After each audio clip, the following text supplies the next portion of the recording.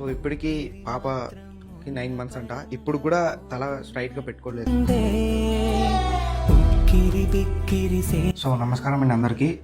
తన పేరు పునర్విక. వాళ్ళ మమ్మీతో ఉన్నాం మనం.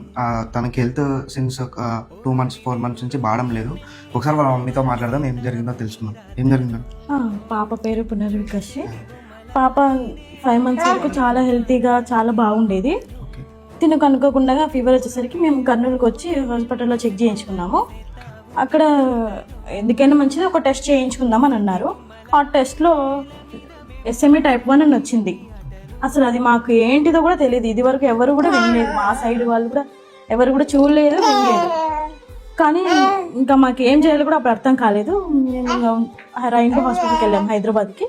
అక్కడ పాపకి మేము మెడిసిన్ తీసుకుంటున్నాము ప్రజెంట్.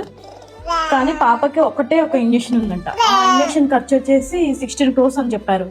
ఇంకా దానికి మేము షాక్ అయిపోయాము. అసలు అంత అమౌంట్ అంటే మా దగ్గర అసలు కూడా లేదు.